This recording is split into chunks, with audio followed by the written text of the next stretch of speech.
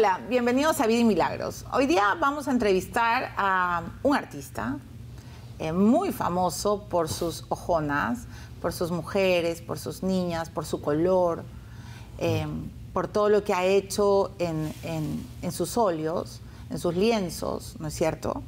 Él es conocido como el surrealista andino. Ha dicho en algunas entrevistas que admira mucho a Van Gogh y que él ha aprendido a manejar el color. Ha dicho también que admira mucho a Klimt y que él ha abstraído la delicadeza, pero evidentemente hoy tiene identidad propia. En las manos de Joan Vilman Alfaro Cabrera hay tatuajes y en uno de ellos está una M, la M de Marta, su mamá, a quien siempre la tiene presente. Así que voy a entrevistar al pintor, hoy día creo que más exitoso del Perú.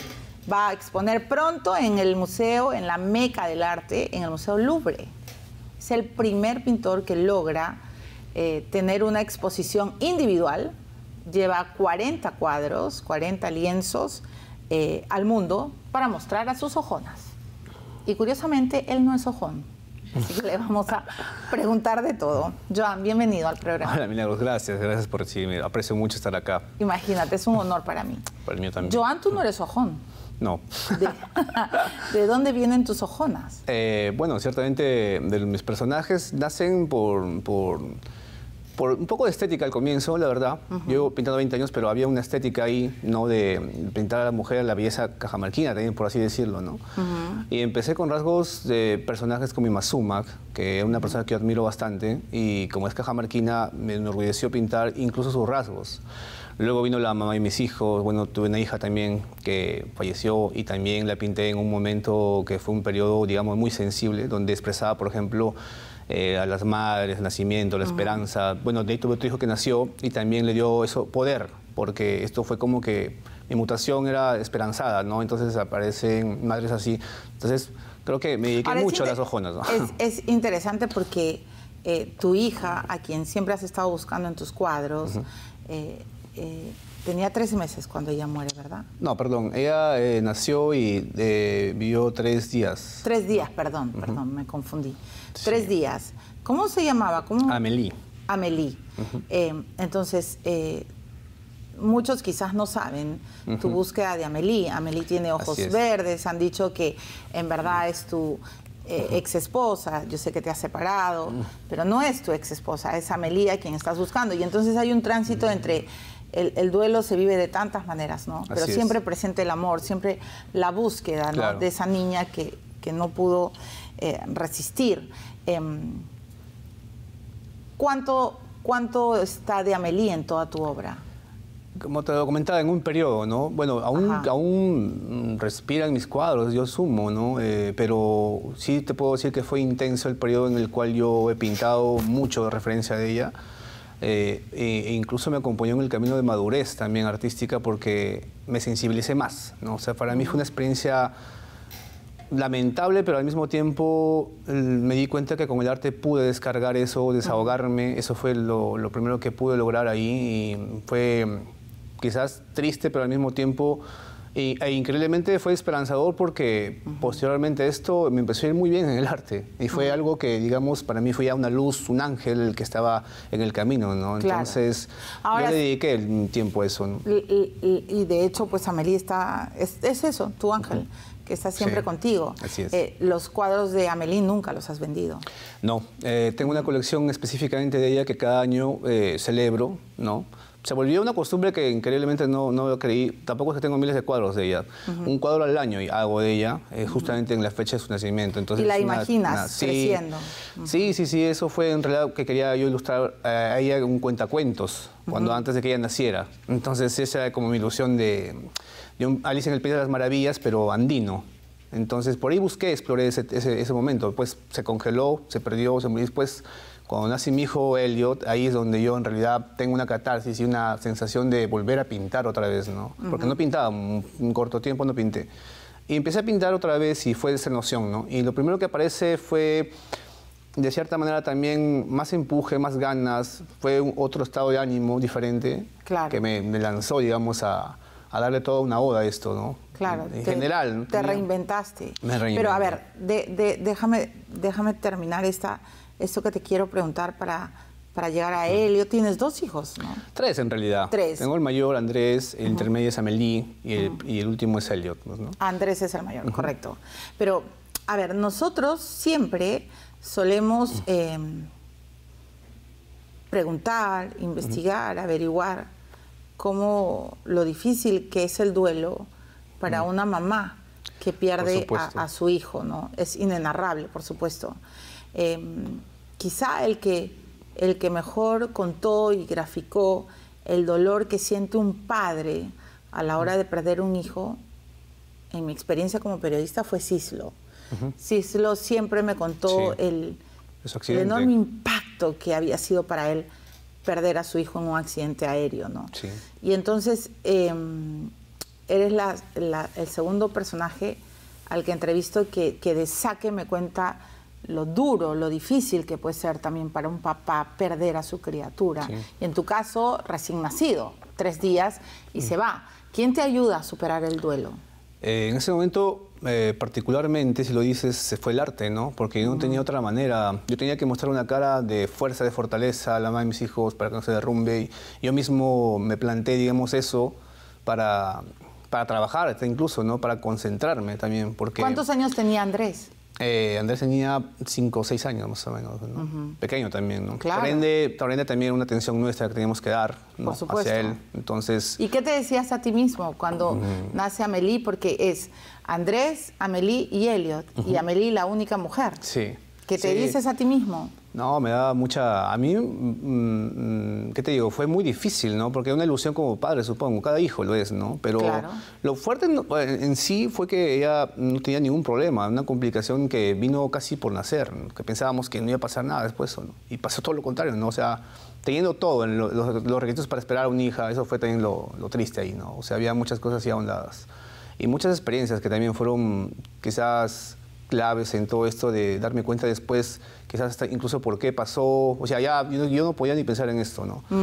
Pero... ¿y qué aprendiste de ti mismo, de tu resiliencia? ¿Qué aprendiste? Fue algo que nadie desea, como tú mismo lo dices, de decirlo también, ¿no? O sea, nadie desea la pérdida. Uno espera que los hijos nos entierren, ¿no? Y fue todo lo contrario. O sea, esa parte también la viví. Entonces fue chocante.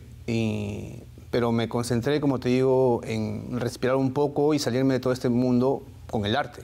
El arte a mí me ha curado de muchas cosas, la verdad. Y eso me ha pasado con el arte. Con mi hija me pasó así. Yo pinté, no me di cuenta del tiempo, pero pinté. Claro. Y aparecían las cosas después. Pero eso es un artista, ¿no? Un hombre, un pintor. Bueno, ustedes están bendecidos para mí, tocados por Dios. O sea, te encierras, has pintado durante la pandemia tanto y tan solo en tu Cajamarca, bendita además, porque los colores de tus cuadros son hermosísimos. Está la sierra presente, está el color del Ande, y entonces llegas al Louvre, pero tú me dices, yo no sé si voy a subsistir del arte. Yo te diría, claro que vas a subsistir, porque has expuesto en muchas galerías en Lima, y me gustaría que le cuentes a la audiencia cómo llegas a París, pero empresas muy famosas del Perú te han llamado para tus grabados, ¿no es cierto? Ok, entendiendo que eres un artista tremendo, eres marca Perú, pero un día alguien te ve en el aeropuerto, y eso sí quiero que nos cuentes a todos. ¿Cómo llegas a París? Bueno, si hay mucha, digamos, historia para llegar a París. Fue una aventura de mi vida increíble, hasta hoy lo sigo asimilando. Pero ciertamente el trabajo y el desempeño que tuve en la carrera acá en Lima, sobre todo, que me abrió las puertas siempre. Las empresas siempre pasaron por mi arte y yo siempre les voy a agradecer la vida, porque por ahí va también la cosa. El mismo aeropuerto me abrió las manos, me abrió las puertas para... Hiciste una exposición en el aeropuerto, así es, en la zona de internacionales. Esa fue una exposición de grabado, no obras originales, porque yo siempre he respetado que estén en una galería, pero sí pusimos grabados que estaban en el nivel que parecían las obras originales, ¿no? Entonces la estrategia ahí fue ponerlas.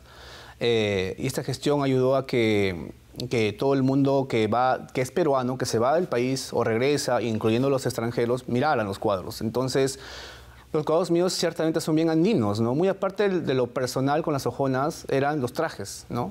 De Cusco, Ayacucho, Huancayo, Cajamarca, todas partes. Entonces, eso me gustó muchísimo. Entonces, fue tanta la identidad que cuando aparece, en este caso, Patricia, que es mi representante en Francia, ella llega a mirar mis cuadros, se enamora, se contacta, averigua todo de mí. ¿Te llama?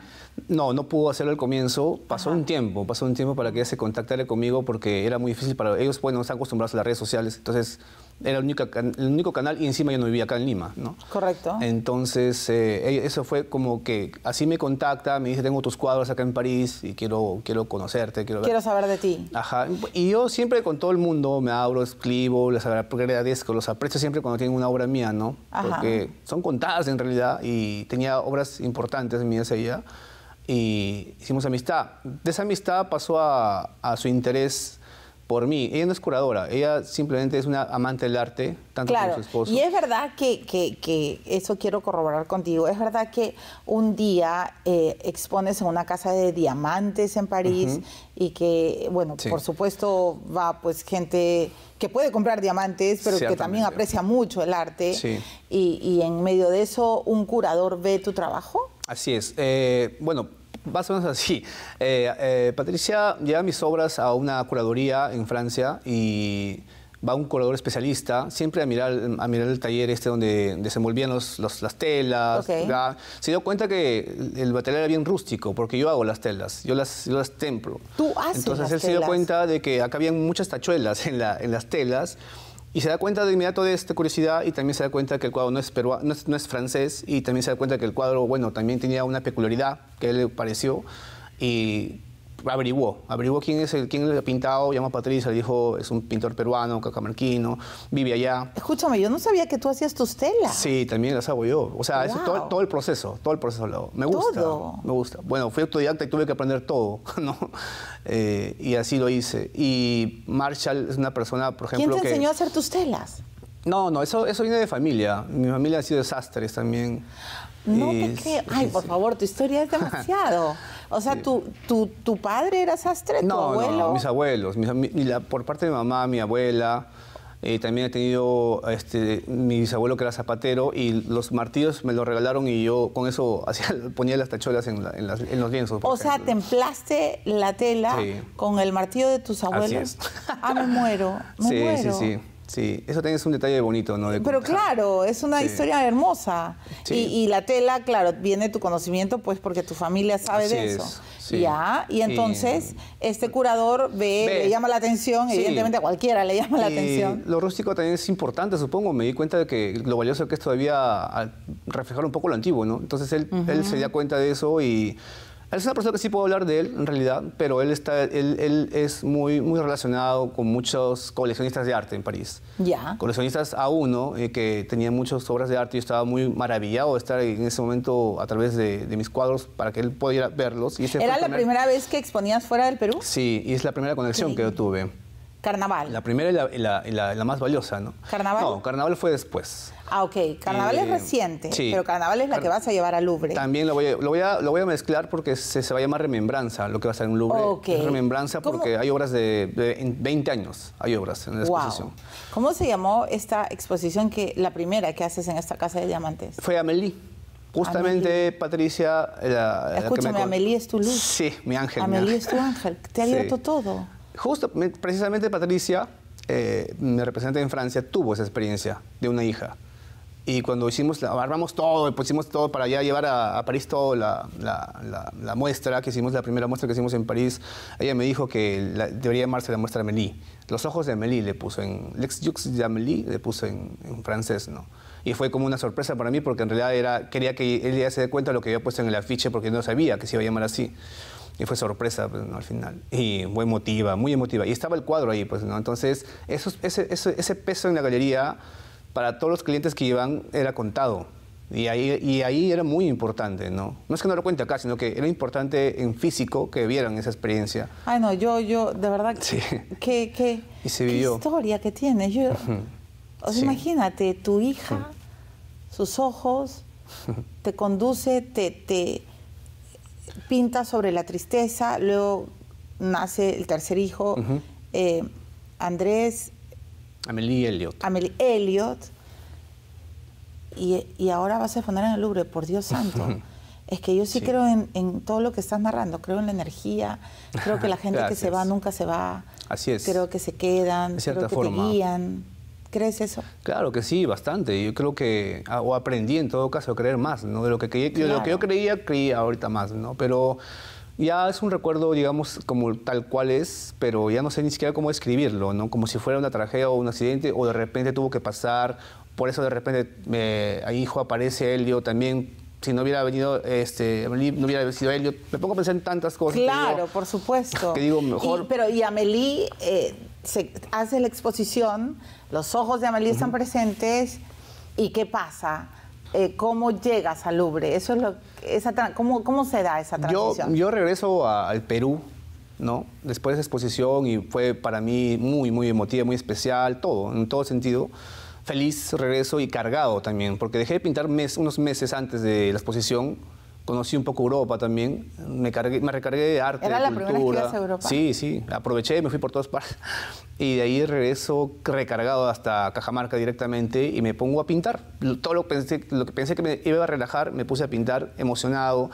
Vine un poco cambiado de la visión de arte, ¿no? Que vi. Vi a mis pintores favoritos, o sea, está increíblemente poblado. O sea, por Dios santo, fue la primera vez que veías a Van Gogh. Sí. ¿A Klimt? Sí. Ah, me muero. Sí, estaba ya era mi sueño, la verdad. Eran como mis mentores. Yo fui autodidacta y agarraba los libros de ellos para aprender. Y tenía que mirarlos, cómo pintaban, ¿no? Entonces, en estos libros. Y yo los trataba de plasmar igual, pero claro, hacía una escena cajamarquina o un personaje cajamarquino, pero con esas técnicas. Entonces, yo me eduqué así. Entonces, cuando yo los vi en 20 años pintándolos o alabándolos, dije, paso, qué fuerte, ¿no? O sea, tú eres un niño cajamarquino que soñaba y estudiaba Van Gogh en sus libros. Sí. Bastante. Yo siempre le decía a mi representante, no decía Carlos, a Patricia, a mí los cuadros me van a llevar a algún lado, los cuadros. Yo voy a pintar y algún día esto me va a llevar. Pero no, ¿qué esperaba, no? No esperaba una sala, no esperaba un contacto. Claro, o sea, no era que, voy a pintar para que tal sala me llame. No, tú decías, yo solo quiero pintar y en algún momento esto me llevará a algún lugar. Sí, no tuve fans para eso. Tuve la suerte o la bendición de... No sé si preocuparme tanto, por así decirlo, del dinero, sino que tenía poco o harto y siempre pasaba que lo invertía, lo volvía a reinvertir siempre. O sea, y siempre estaba pensando, voy a comprar óleos, o sea, y decía, quiero comprar esto. Y estaba pensando solo en eso. Pero tú eres un chico sin recursos. Claro, toda la vida, bueno, pero ciertamente, ¿cómo me fue con el arte en la primera muestra en el 2002 que me lanza hasta ahorita? Es porque en realidad también descubrí que podía vender y siempre había una persona interesada en un cuadro. Entonces yo decía, ya te lo vendo. No. Hacía eso y regalaba también mis cuadros en esa época. Y pintaba a mis amigos también y les regalaba. Y yo estaba feliz siempre de hacer eso, ¿no? Y también al mismo tiempo vendía. Entonces, con lo poco que vendía, me empecé a dar cuenta que era un negocio, que nunca pensé. Joan, eres un tierno. En verdad, sí. O sea, eres un chico que solo ha estado disfrutando lo que hacía, sí. sin mayores poses. Sí, me dejo entender porque a veces algunos artistas son demasiado poseros, perdóname que lo diga, y hay otros que son tan sensibles, tan decentes, gente tan buena, porque tienen el alma pues bendecida.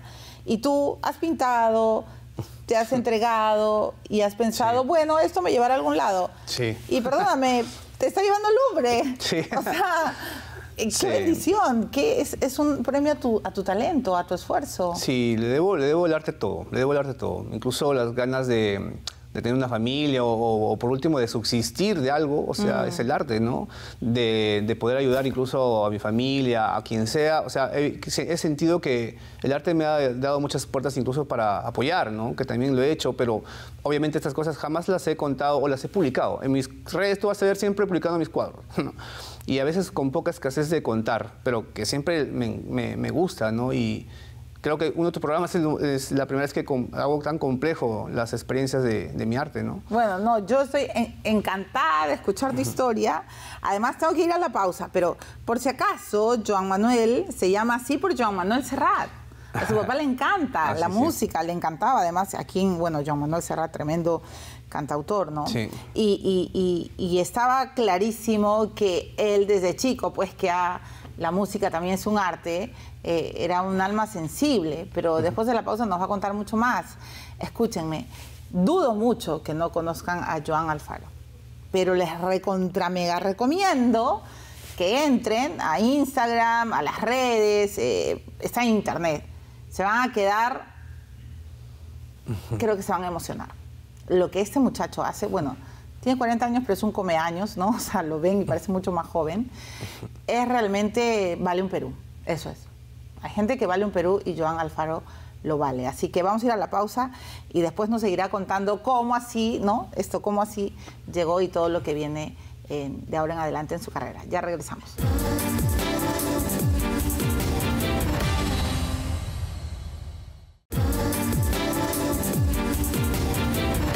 Bueno, estamos entrevistando a Joan Vilman Alfaro Cabrera, ¿no es cierto? 40 años, ¿no? Sí, por cumplir. El 12 de diciembre cumplo 40. El 12 de diciembre, correcto, 40 años.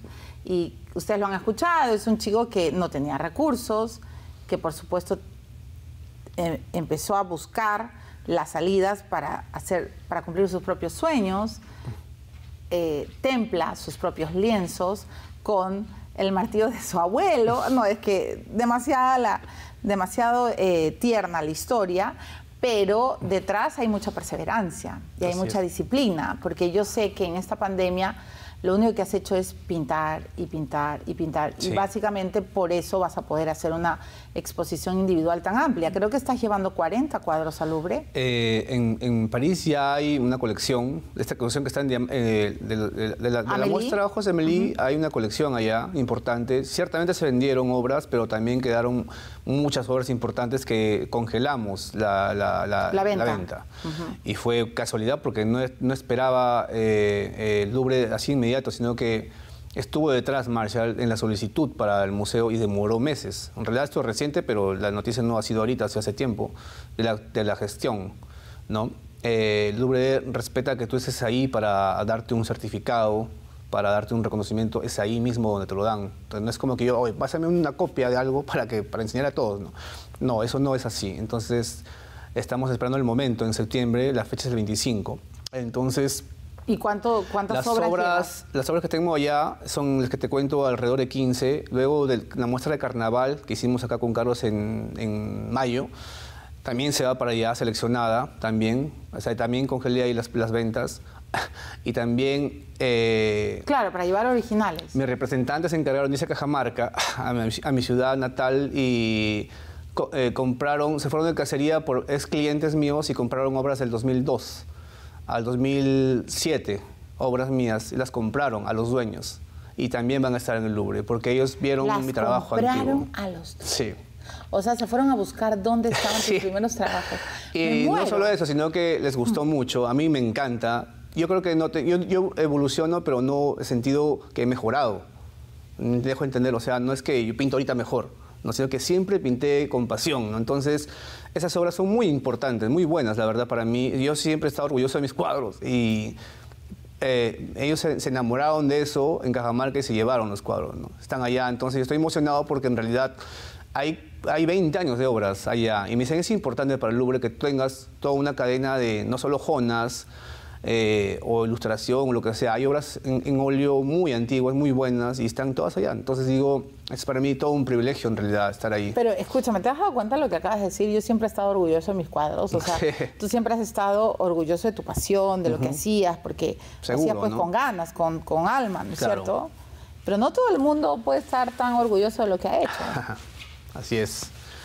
Pero en realidad pasa que, como te digo, a mí me ha pasado, incluso yo tuve una etapa del arte entre la mitad de mi carrera, ¿no? de artista, porque yo sí estaba convencido de que ese era mi camino, aunque muchas veces me frustré, ciertamente, ¿no? Es más, sentí no subsistir el arte, no tenía ni familia, entonces decía, no, bueno, subsistirá para mí el arte, pero no para mantener a una familia. Eso lo pensé muchas veces, ¿no? Entonces... pero igual no me desprendía del arte, ¿no? Yo manejé ambulancia 3 años. Y en esa época que manejé ambulancia fue en unas minas, por Conga, por Inacocha, y en esa época pintaba. Y en esa época los cuadros que pintaba me los robaban los doctores, las enfermeras, ¿no? A los que les tengo mucho cariño hasta hoy. Y todos mis cuadros se los llevaban. Pero... ¿Cómo que te los robaban? No, bueno, es que los dejaba, pintaba y los dejaba. O sea, ahí, ¿no? ¿Y se los llevaban y ahí no encontraba mis cuadros. Por favor, haz un anuncio público que te los devuelva. No. Fue una experiencia muy bonita y fue clave. Porque ¿Por qué clave? ¿Qué aprendiste? Porque fue el único trabajo que tuve, pero me sentía... Bueno, no es que no me gustara, me encantó esa experiencia, pero me frustraba. Porque decía, bueno, esto no es para mí. Y mayormente pinto horas al día. Entonces me permite incluso descansar, ver a mis hijos y volver a trabajar. Y esa es mi rutina. ¿Creciste en el campo? Prácticamente, bueno, yo soy de ciudad, en realidad, de ciudad. Nací en el mismo Cajamarca, pero ciertamente el campo es una conexión fuerte porque está ahí, fuerte a tu casa. No, sí, claro. Entonces, Cajamarca antes era muy pequeño. En los 90, Cajamarca era un pueblito muy pequeño. Y además el cerro está ahí, es hermoso, el valle. Escúchame, y Marta siempre presente en tu vida. Sí, madre. ¿Qué has aprendido de tu madre? Te voy a contar una historia con esto de las ambulancias. Cuando mi mamá tenía cáncer, porque tuvo cáncer a la mamá, yo estaba en la mina, en el coche. Entonces, pero mi mamá estaba acá en Lima por sus tratamientos y pensábamos que se iba a morir. Pensábamos todo lo malo. Y estaba yo también deshecho, pues, no por la noticia, pero yo tenía que trabajar. Entonces, ese tema, por ejemplo, se volvió también intenso en el arte, porque empecé a pintar más. Entonces, cada vez que a mí me pasaba algo, yo pintaba, me daba cuenta. Entonces, cuando ya, digamos, yo me acuerdo que hicieron un sindicato de doctores. Y mi papá siempre me decía, no, bueno, ahorita lo puedo contar. Si tú firmas ese contrato te van a despedir. Entonces yo decía, bueno, ya. Entonces, un día mi papá pasó un corto tiempo, un año, que fue la terapia de mi mamá con cáncer, está en 3.º grado, las quimioterapias más fuertes le pusieron, se quedó calvo, todo le pasó a mi mamá. Y un día mi papá me llama y me dice que ya había pasado mucho tiempo, ¿no? Y que le acaban de decir a tu mamá que ya no tiene cáncer. Y estábamos felices, pues, ¿no? Y no lo podíamos creer. Entonces fue la última quimioterapia, o sea, te lo juro que fue así, ha pasado muchos años, mi mamá está viva, estoy feliz. Y fue tan fuerte la emoción, tanta que me acuerdo que justo un día después yo estaba en la mina en Conga, me acuerdo, y me dijeron el doctor, a ver, ¿vas a firmar el papel?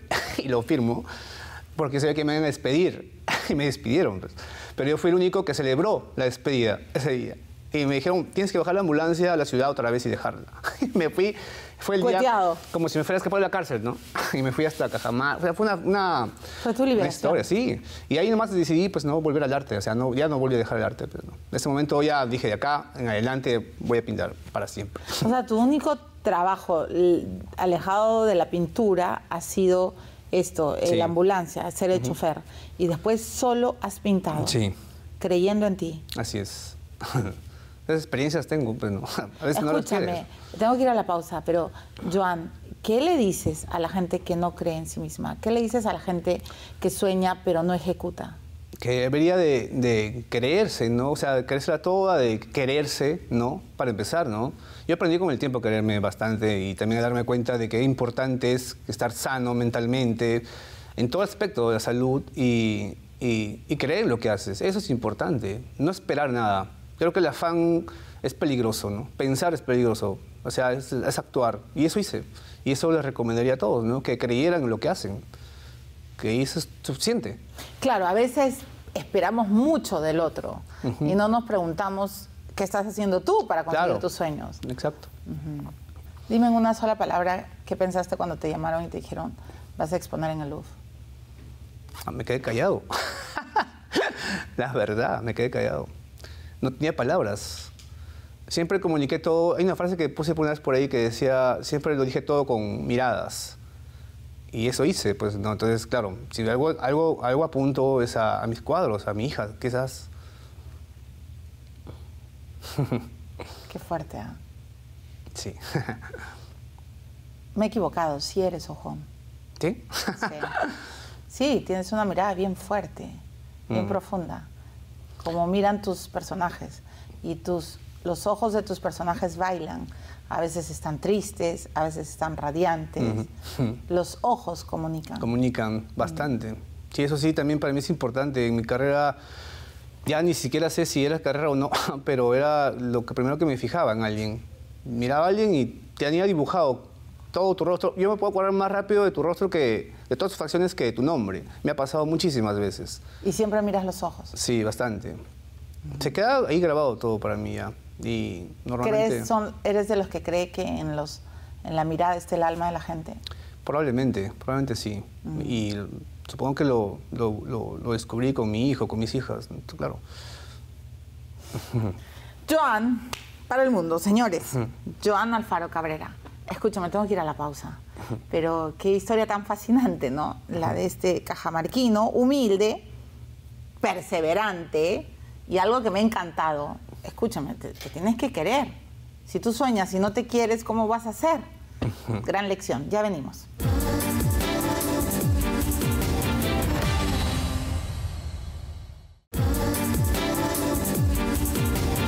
Bueno, estamos entrevistando a Joan Alfaro y ha llegado el momento que, bueno, me encanta hacer esta pregunta, ¿sabes? Porque escucho cada respuesta que me deja muy sorprendida.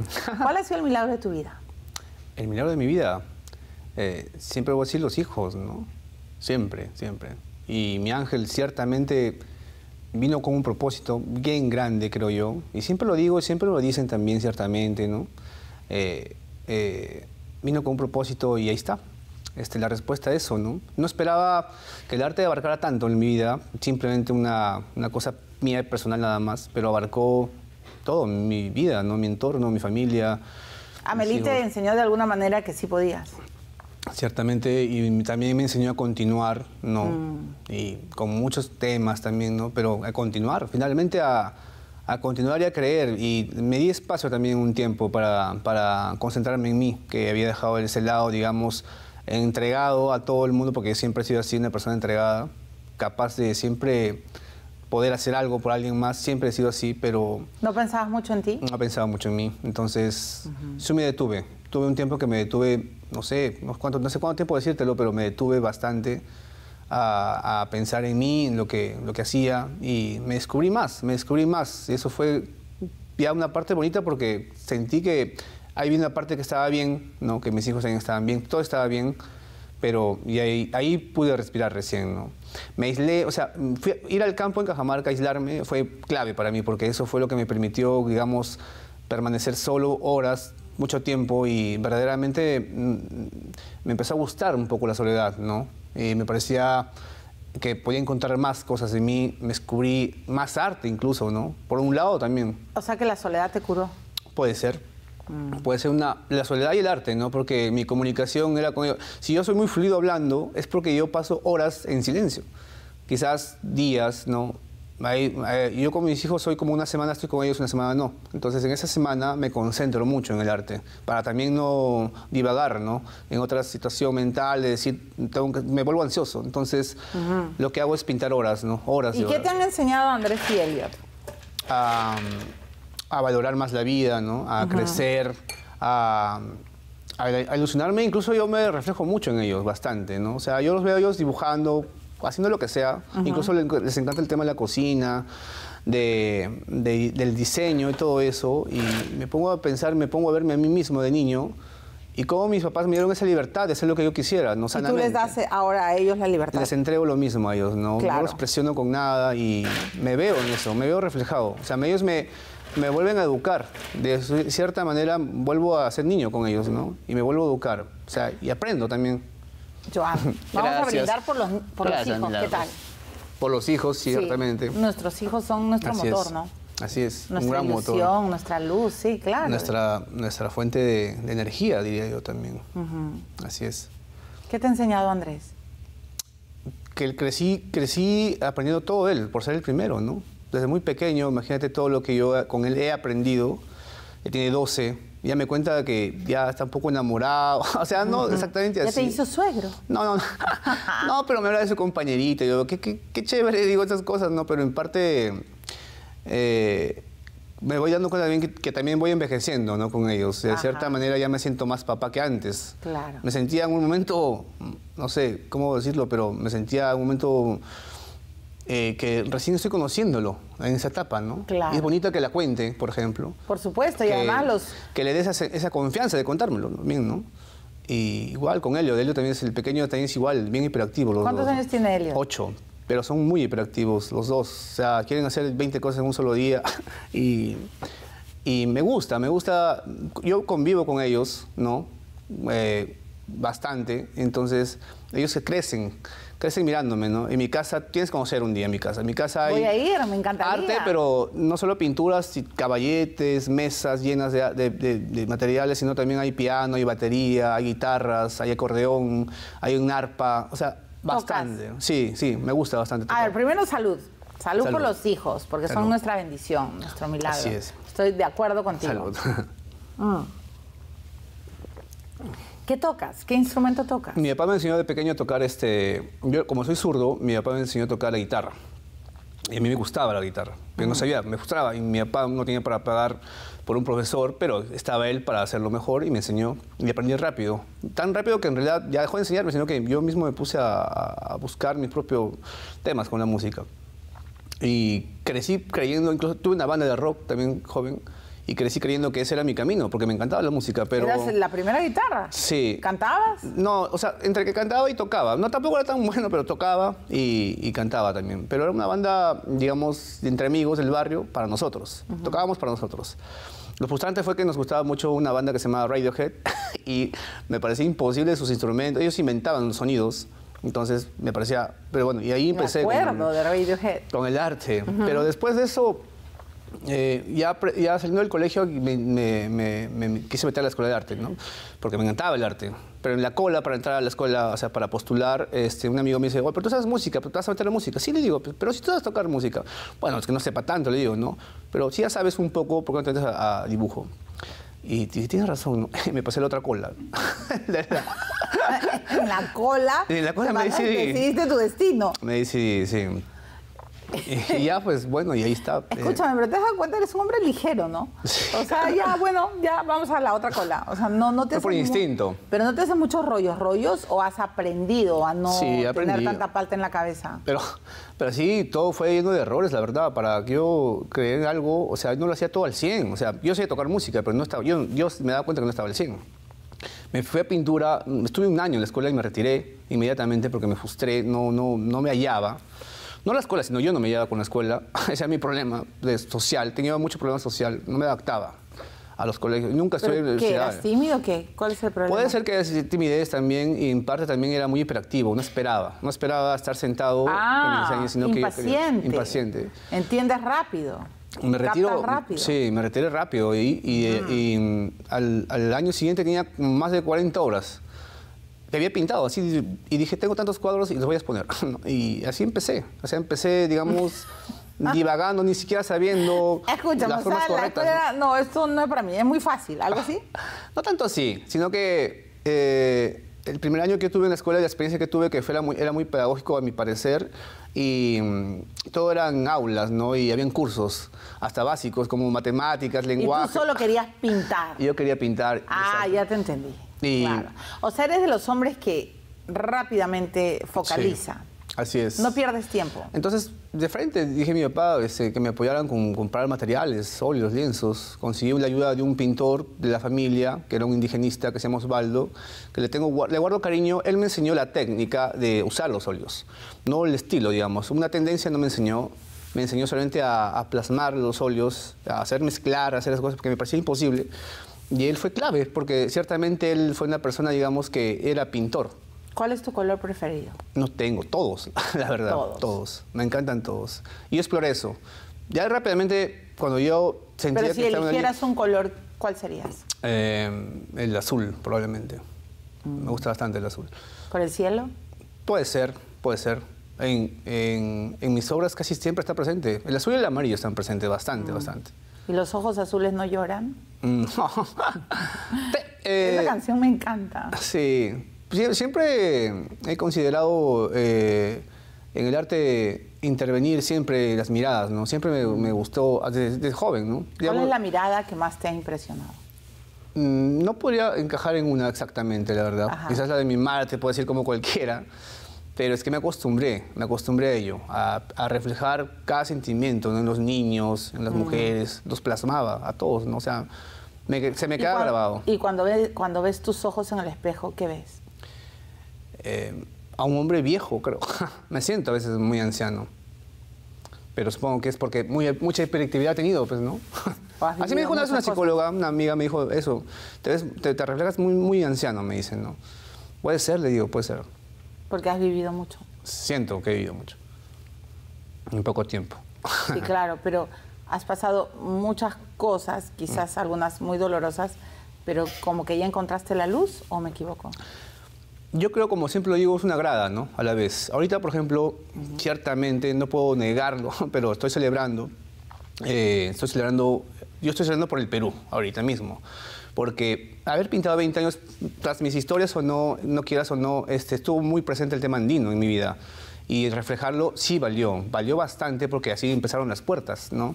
Entonces, nunca se me cerraron. Tengo orgullo de eso porque me di cuenta que qué chévere era reflejar lo nuestro, ¿no? Y que sea una educación en general, que eso es lo que también me ha llevado, ¿no? No solamente lo mío, sino también la identidad. Entonces, claro, y hoy día está celebrando que el Perú, esa identidad, va a Así es. tener una exposición. Así es. Totalmente de acuerdo, absolutamente de acuerdo. Por eso he dicho que vales un Perú. Vamos a ir a la Gracias. pausa. Estamos entrevistando a Joan Alfaro. Ya regresamos.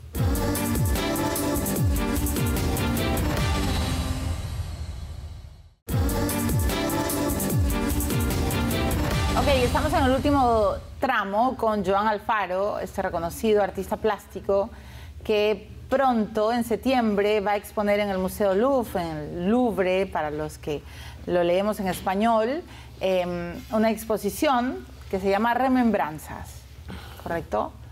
Y entonces, las remembranzas que tienen que ver con los recuerdos, con lo vivido, ¿cuál voy a hacerte como un ping-pong? Cuando piensas en una escena feliz de tu infancia, de tu adolescencia, ¿qué recuerdo viene en este momento a tu cabeza? Los árboles. Me encantan. ¿Trepabas a los árboles? Me gustaba mirar, o sea, me iba al bosque y los miraba, cómo se movían, todo. En Cajamarca hay bastante, pues, ¿no? Sí, claro. ¿Abrazabas los árboles? Hay mucho sauce en Cajamarca y hay mucho ciprés también. Entonces, no sé, era el movimiento, no sé, me gustaba. Y a veces hasta sueño todavía eso. O sea, son pocas cosas, ¿no? Pero esos detalles, por ejemplo, me parecían... ¿Abrazabas los árboles? También, pero a mí me gustaba sentarme ahí y mirar nada más. O sea, claro. Ese era para mí un placer que hasta hoy lo conservo hasta hoy. Ensimismado, Sí. mirando el valle. Sí. Lo más doloroso que te debe haber pasado en la vida es la pérdida Así de es. Amélie. Y nos has contado cómo el arte te ha curado, te ha sanado. ¿Qué otra cosa difícil, complicada, has superado? La separación, por ejemplo, o sea, claro, al comienzo uno no esperas eso, ¿no? Y ciertamente... Nadie espera separarse. Ciertamente fue una etapa dura, difícil, también por los hijos, ciertamente, ¿no? Pero superarlo fue, yo creo que con el tiempo, pero me di cuenta que la travesía más grande que tuve digamos, de avanzar o seguir, ¿no? En lo personal, soy solo, obviamente, y todo lo demás, fue gracias al arte, como te lo vuelvo a redundar, porque me escapé de acá, me hizo irme a Lima, me hizo irme a París, me devuelve acá, tengo otros sentimientos. Me enamoré de Sintra, en Portugal, por ejemplo, que era un lugar hermoso, y me empecé a darme cuenta que amaba muchas cosas más, ¿no? O sea, y ciertamente sí fue para mí una cosa que sí pude superar, me di cuenta, ¿no? Inmediatamente.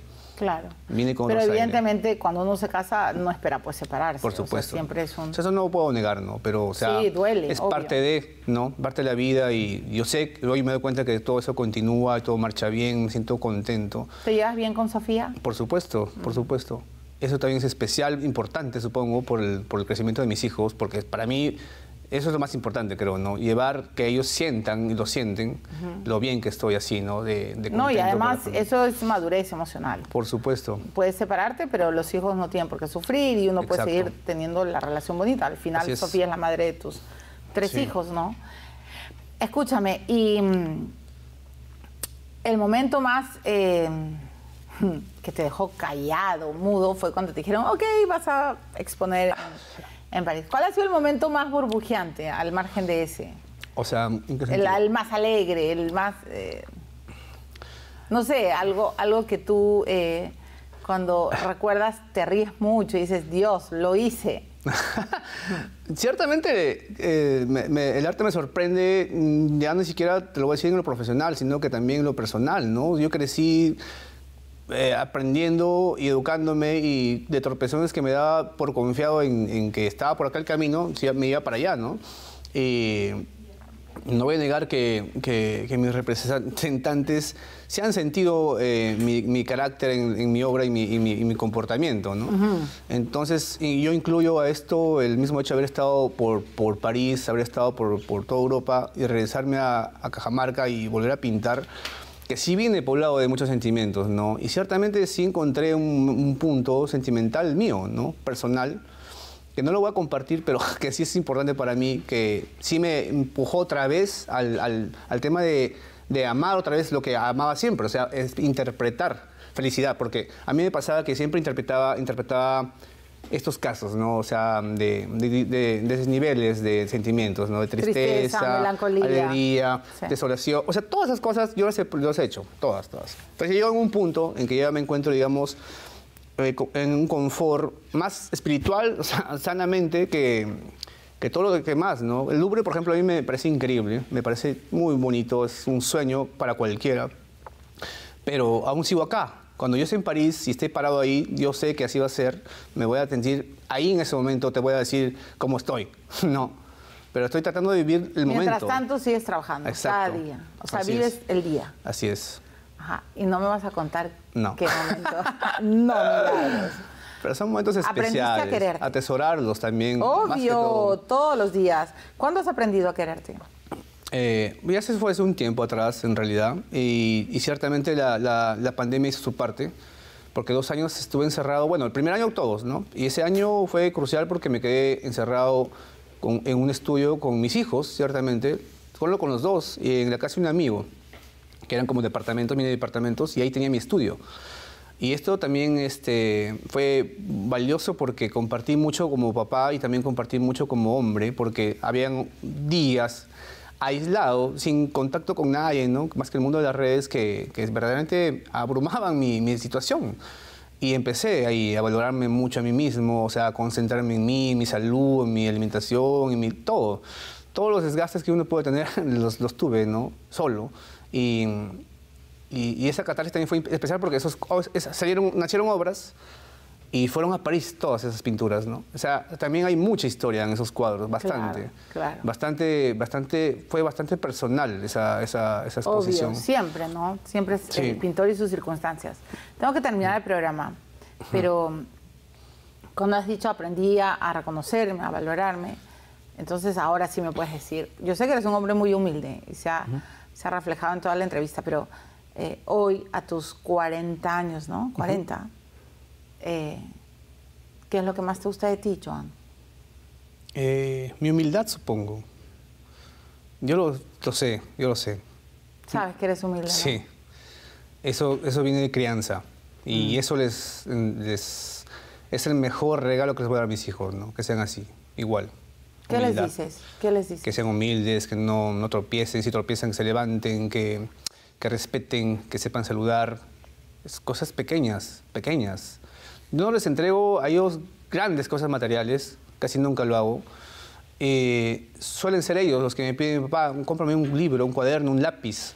Entonces no tienes idea de la emoción que me da todo eso, que los llevo pues, ¿no? a las tiendas. Y esas sencilleces para mí son importantísimas, ¿no? O sea, esa humildad es la que quiero que entiendan que yo tengo, que quiero que la practiquen, ¿no? Como la practiqué con mi mamá, por ejemplo, ¿no? Con mis papás, igual, en realidad, ¿no? O sea, yo crecí en una familia de clase media, por no decirlo más abajo, creo, pero mis papás estuvieron siempre ahí. O sea, lo poco que tenían o lo harto que tenían daba igual. O sea, no flaqueé con ellos en ese aspecto. No sentí o no me hicieron sentir que me faltaba algo. Eso fue importante porque, claro, mi papá me hubiera metido en la universidad, la mejor universidad de acá o la del extranjero, a cualquiera, pero no estábamos en esa condición, pero no dejaba de hacerme sentir que tenía los recursos, que tenía esto. Y lo practiqué y ese fue, digamos, lo más valioso, ¿no? Ahora entiendo, no te has mareado, tu éxito comercial, tu éxito en las publicaciones, o sea, el hecho de que seas un artista ya reconocido, no te ha mareado porque en tu casa te enseñaron a ser humilde. Así es. Qué importantes son los padres, ¿no? Siempre lo van a hacer. O lo que te toque es importante, un mentor, ¿no? Como yo lo llamo, ¿no? Ellos son unos mentores de la vida, para siempre, ¿no? Y lo de sencillez viene desde pequeños, porque después yo me volví muy independiente también. rápido me despegué, me desprendí, porque tenía a día de ellos eso. Fue suficiente.